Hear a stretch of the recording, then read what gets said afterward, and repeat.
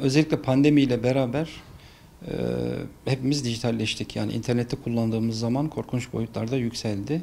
Pandemiden önce bu boyutlarda değildi. Yani bunun temel sebebi olarak önce pandemi girdi hayatımıza. Daha sonra dijital eğitim. Şimdi pandemi sonrasıyla beraber tabii biz eğitimci olduğumuz için görüyoruz. Öğrencilerimizden de görüyoruz bunu. Ciddi bir dikkat dağınıklığı, internete ciddi bir şekilde bağımlılık arttı. Ve bununla ilgili çalışmalar var. Yani bu anlamda sorunuz çok güzel ve güncel.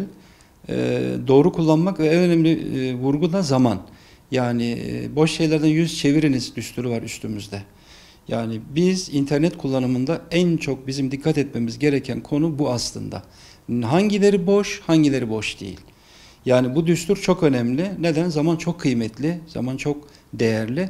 Aslında dijitalleşmenin amacı insan hayatını kolaylaştırıp zamanını fazlalaştırmaktı. Fakat bu artan zaman gözlemlerimiz, okumalarımız, yani yaptığımız akademik çalışmalar çerçevesinde baktığımızda bu artan zaman insanın çok verimli kullanmadığı, yani internet eğlencelerinin, internette işte sosyal medya kullanımının falan artmasıyla beraber insanların işte aile içi iletişimden kopmaları, okumaya zaman ayırmamaları ve merak duygusunun azalması hatta eklenebilir. Hani bu anlamda bence temel düstur bu.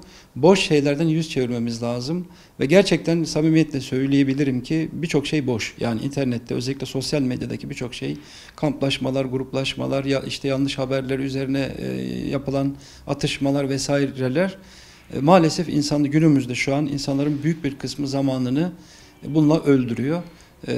Ve bu da gerçekten insan olarak kalabilmek adına doğru bir yaklaşım değil. Yani sınırlamak gerekiyor. Ben kendi kişisel bir şey verebilirim bu anlamda.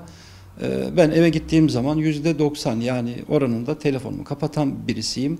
İlk cep telefonu çıktığı zaman da tavrım aynıydı. Bugün de aynı. Yani seçiyorum.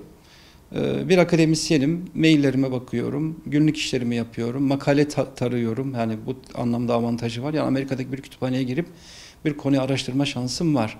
Orada bırakmak gerekiyor. Neden? Dışarıda güneş var, ağaçlar var, çiçek var, kuşlar var, insanlar var. Yani bunları da gözden kaçırmamak lazım. Eve gittiğimde de bir ailem var. Yani onlara vakit ayırmalıyım. Bunlar tercihler. Yani ümit ediyorum ki insanlar bunu fark ederler ve zaman çok kıymetli. Yani zamanın boşa harcanmaması anlamında boş şeylerden yüz çevirmek gerekiyor ve o boş şeyler ne olduğunu da insanlar biliyorlar aslında.